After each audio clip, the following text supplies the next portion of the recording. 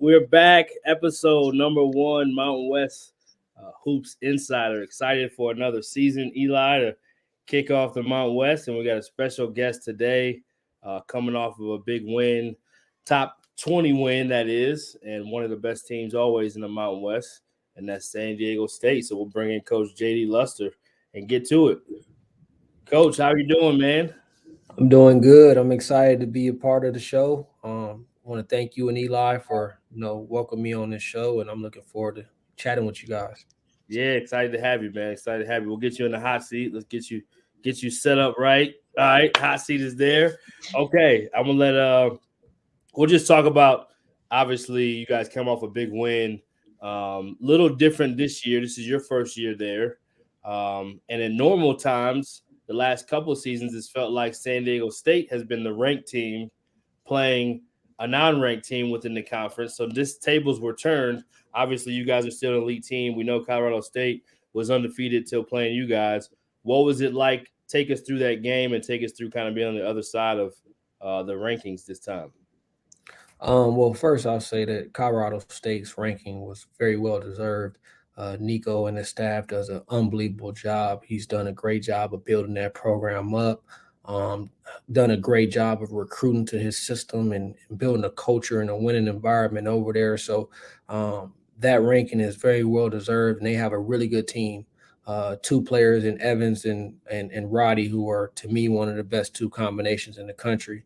So going into that game, it was a tough opponent, tough matchup.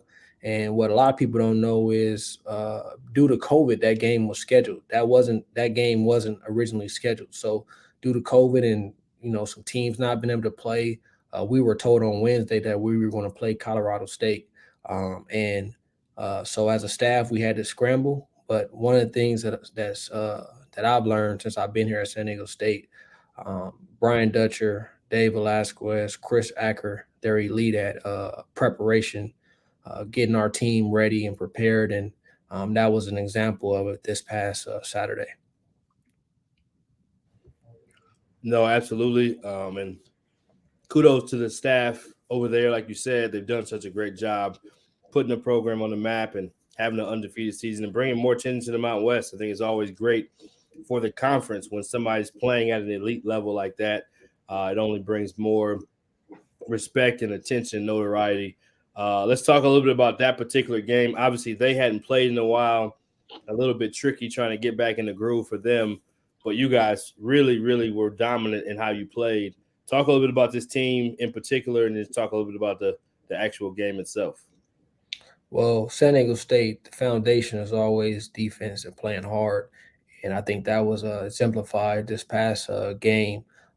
We pride ourselves on being the best defensive team in this conference and playing hard and rebounding, and our guys were able to showcase that throughout the year. Our offense has been up and down, but we've always been able to guard. And I think one of the things uh, that makes us special and unique is our size and our length, and being able to do multiple things as far as the way we guard, especially ball screens, being able to switch ball screens, being able to have big guys on the perimeter and know how to guard in adverse circumstances or situations out there on the court.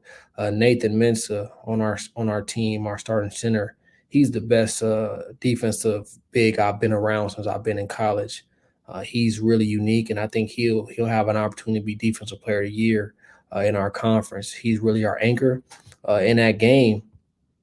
I think our defense was a staple. Our defense led to easy opportunities offensively, and we were able to cause a very good Colorado State team some problems on the offensive end. A team who averages 80 points a game and who can really score the ball at a high level. Yeah, Coach, you mentioned a little bit earlier about how this was essentially a makeup game. Obviously, you had CSU later on your schedule, but this one kind of came together at the last second and was a nationally televised game, and obviously huge stakes for both teams as far as what tournament consideration will look like. What is it like for you and your staff when you have these types of last second adjustments or some of these kind of COVID induced alterations that you have to make? How do you come together as a staff and try to echo these particular messages to your players so you can go out and you can perform like you did on Saturday? Well, I think it's kind of like a non-conference game in the sense to where, early in the year you play in tournaments where you may have 3 games in 4 days or sometimes 3 games in 3 days. And when you're in a situation like that, you got to have all hands on deck. Everybody got to be involved. Everybody got to watch film. Then you get together and put your thoughts together. And at the end of the day, whatever Coach Dutcher stamps, that's what we go out there and do. And we just got to do our best at executing the game plan. But it's definitely all hands on deck and everybody trying to work with a common goal, and that's to put our guys in the best situation to win the game. What's it like working with Coach Dutcher? What's his personality style like? What does he do? What do you think makes him such a special head coach? Man, that's really a loaded answer because I think he is elite. I think he's one of the best coaches in the country, and I think he's elite in a lot of different areas. I think he's one of the best guys I've been around from a recruiting standpoint, knowing what buttons to press as far as recruiting. I think as far as game preparation, knowing how to guard teams and adjustments, I think he's elite in that area. So and then personality, I think he's just a great person. He's everything that's good about college basketball. He's fun to be around. He really cares about the kids. He really has a heart as far as, making everybody better around him. He knows how to lighten the mood. He's big time, man. He's elite. He's elite. So with this roster, so many of the upperclassmen pieces from last year's team have moved on into to other pastures, and so there's kind of a sense I think within the league that a lot of these guys are going from role players to now being starters and being high level contributors. When you take a look at some of these guys, Lamont Butler probably being one of them, Agweka Rope, it's Trey Pulliam now taking more of a high usage role. What do you see in these players and how they've gone about their development to now going from maybe a role player to now being a high level contributor on this SDSU roster? That's one of the reasons why I love, coaching and seeing the development of guys, of young men, and seeing them being rewarded as far as the work that they put in. And I think the country is starting to see what we've been able to see every single day here, as far as the work, and it's been paid off. One thing about San Diego State, and it's a culture of gym rats. These guys live in the gym. They believe in development. They work hard every single day. I've been places where you have one or two guys who are in the gym all the time, but here it's really the culture. We got a team full of guys who is eager to get better, who live in the gym, and not only just individually, but they pull somebody with them, and that's rare to see in college. Like I said, I've been at programs where it's one or two guys and they're in there by themselves all the time. But here, I mean, it's not rare to walk past that gym and you got 10, 15 guys in there every single day. So with your background in the Mountain West, your playing career, and also coaching on the West Coast, obviously you have a lot of familiarity with Viejas Arena and with the show and with the SCSU fan base. Just plain and simple, what is it like coaching in Viejas Arena? What is it like on days like Saturday when things get jumping? What can you say about the SCSU fan base? There's nothing like it in the country, especially on the West Coast. It's San Diego. There's a lot to do in this city. The weather's always nice, but it doesn't stop our fans from being the best fans in the country. It doesn't stop our fans from being loyal and showing up every single night and supporting the Aztecs. And we're really spoiled from that sense. Every night we can expect to come out there and be sold out. And that's something that our guys appreciate about this place. And I tell our fans every chance I get that they're a huge part of this. Viejas Arena has a reputation as being one of the best home court advantages, and they're a part of it. They're a part of the culture here at San Diego State. They're a part of the reason why this program is where it is today, is because we have a special fan base. So I think just going back to Saturday, we discussed a little bit at the top with how the team performed. Obviously, Matt Bradley came into the season with a ton of headlines and respect given what he did in the Pac-12 over at Cal, and just a tremendous shooter, but does a lot of other things to impact the game. It felt, and I saw some other people mention this, is kind of like not necessarily the breakout performance, but the day that Matt Bradley did what Matt Bradley has done with Cal. What is it like coaching him? What does he bring to the table, and what's potentially something that about him that's potentially underrated, or something that someone might not know about him? Whenever whether you start a new job, whenever you go somewhere and it's new, there's an adjustment period. There's a period of you getting acclimated, and Matt has definitely went through that here. But I think the thing that's unseen or goes unnoticed is how well he's guarded. He's made huge progress on the defensive end. He's a guy who he works hard. He's coachable every day, and it's really been fun to watch his growth and development on that end of the floor. And this past game, it was a breakout game as far as offensively, but he's helped us win a lot of games. And he's underrated in a lot of areas. I think people know him as a scorer, but I think he also has a good court vision. He's a willing passer, and defensively, he keeps coming along. And he was a staple for us defensively this last game. He did a big time job on the defensive end, and I'm proud of him and the progress that he's made on that end. And I'm excited to see how he keeps developing and growing on that end of the ball. And it's fun when you see a guy who starts being passionate about it, start having fun on that end of the floor, and he's definitely has done that. JD, you talk about the defense.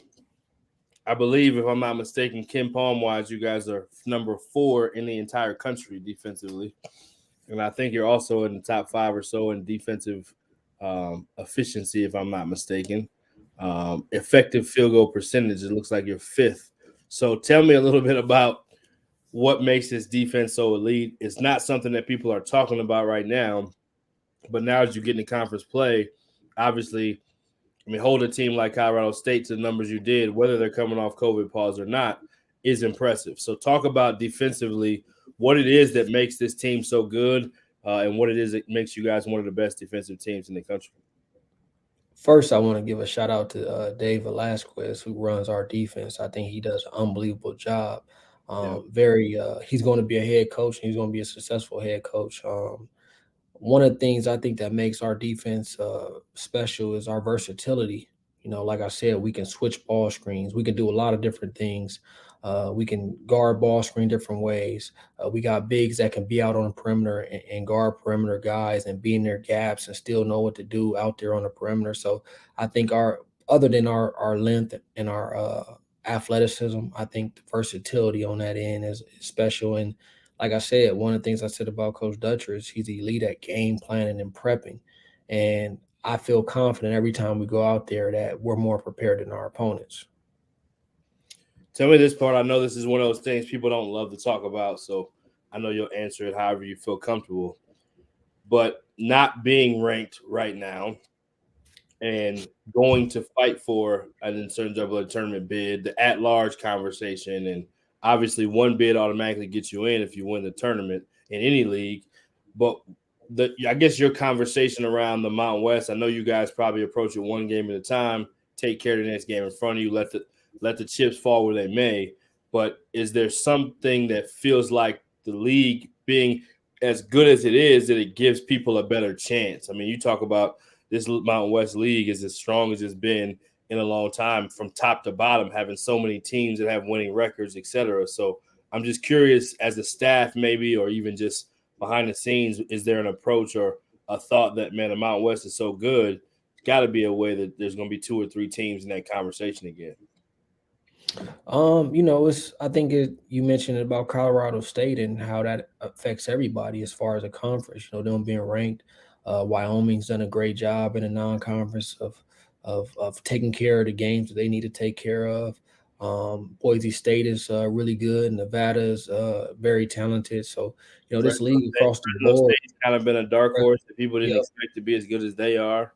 Yep, Fresno State is, so I think as a conference as a whole, you just got to control what you can control and take care of the games that you have on your schedule. And I think as a conference, we've done a good job of doing that across the board. As far as us, being ranked and where they have us seated and all that kind of stuff, we don't talk about it. It hasn't been talked about one day at practice. Every day we just try to get 1% better, and we try to control what we control and just keep developing. Right, no doubt. Well, we're getting to the close. I'm gonna pass it to my man Eli. Okay, nice little euro. Yeah, not bad, not bad. I got a little still in there. To end the show, we usually ask a funny one, so I'll let Eli lead the way.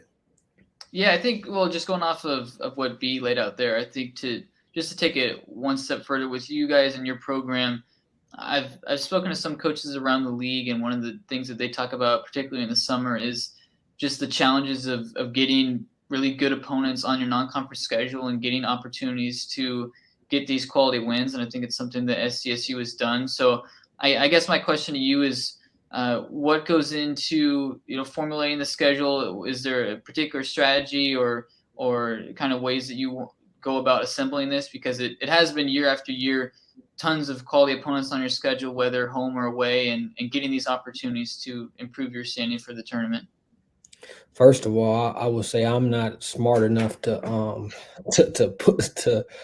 articulate how we go about putting this schedule together. But again, when you have a special program, I think you have special people within the program. And Matt Sawyer, our director of basketball operations guy here, he's one of the best in the country. I would be hard pressed to believe there's a better Dobo out there, and he does an unbelievable job.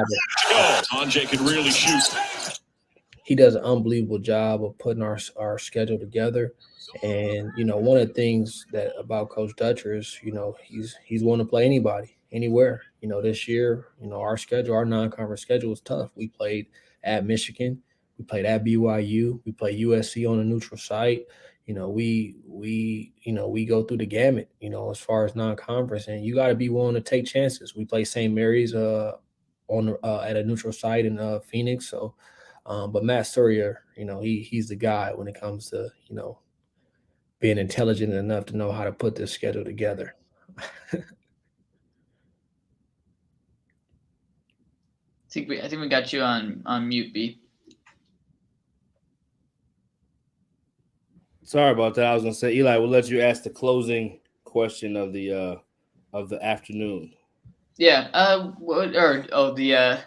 funny question. Yeah.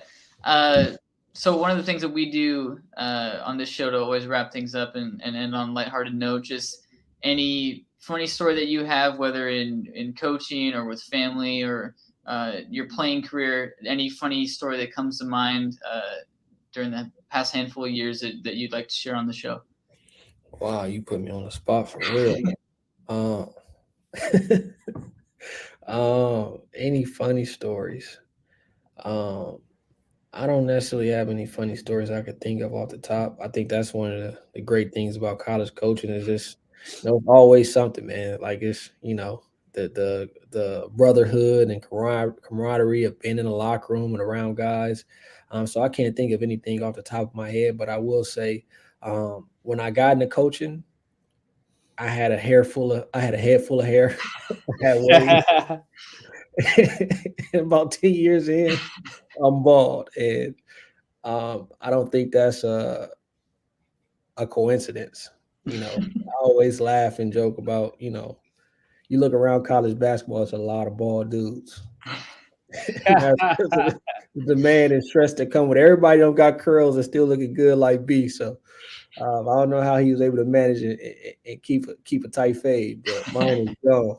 Yeah, there's one thing I could get right. That's probably about the only thing. There's a lot of other things I probably need to work on like you, but I can at least get that part right. Hey, one thing about B too, I don't know if the listeners know this, but my man is multi-talented. He cut hair. He that's a trait that not too many people know. Most times when he was a coach, he was the guy getting his team right as far as the fades and stuff. Hey, with the prices of these haircuts now, I wish he lived in San Diego because it's crazy. The prices have definitely gone up, and it helps. It was a cool way to be able to get the guys in the locker room and definitely be able to get them, serve them, and give them something. Keep some money in their pocket because they didn't have to pay for it. So, or they paid $1, so they didn't get an extra benefit, quote unquote. So if anybody's watching, try to catch it. But no, it was good times, man. I appreciate it. We appreciate you coming on. Best of luck the rest of the year. We know San Diego State's always going to do big things, and excited for you to be back home there in San Diego, man. So keep doing great things. Yes, sir. Appreciate you guys. Thank Thanks, you. Eddie. Yeah, and as always, we love to have guests, and we love to let Eli wrap it up and give his final thoughts. Yeah, I mean, SCSU is where they usually are. They're a tremendous defensive team, and it's almost gotten to the point now where with this program, it doesn't matter who's going out, who's departing, who might be going to the NBA. Right. It's the next guy up or who they happen to get in the transfer portal, and they make it work from there. And we saw it last year with the likes of Kentucky and Duke and Michigan State, some of these big name programs that have a lot of talent. They struggled, but San Diego State had fairly new starting five. They didn't lose a game for 2 months, and now they're running it back and had the biggest win so far in the Mountain West Conference, doing what no team had previously done against Colorado State. And the defense leads the offense, and I think when that is the case with SDSU, they're so dangerous. I think some of the teams in years past, some of the Aztecs teams in years past might have been a bit more maybe a bit more sparkling on the offensive end. They're able to get buckets like a little bit quicker. But this team, I think, is almost somewhat of that Steve Fisher sort of style where they're able to grind it out. They're able to get the buckets necessary to win games. And I think especially against CSU, the way that they just transition a lot of these stops and force turnovers into layups and transition baskets, I think that's exactly the bread and butter of this year's team, and they're a really selfless group that just gets it done. So it'll be a fun team to watch. It's gonna be a good race, and I think the fact that SDSU has already knocked off Colorado State, I think that 1-2 is a little bit closer than I think a lot of people imagined about a week ago. So this will be a fun race to watch. Yeah, and they play again, which is also a great thing about the Mountain West. They go to Fort Collins and they play again later on in conference play. Again, we love that JD came on, took the time. Always big things from San Diego State. And the defense this year is as good as any team in the country, as we've talked about. So when you can defend like that and you have the talent that they have in their roster, it gives you a chance on any given night. So we look forward to talking more about them and JD and the crew over there at San Diego. We wish you the best of luck.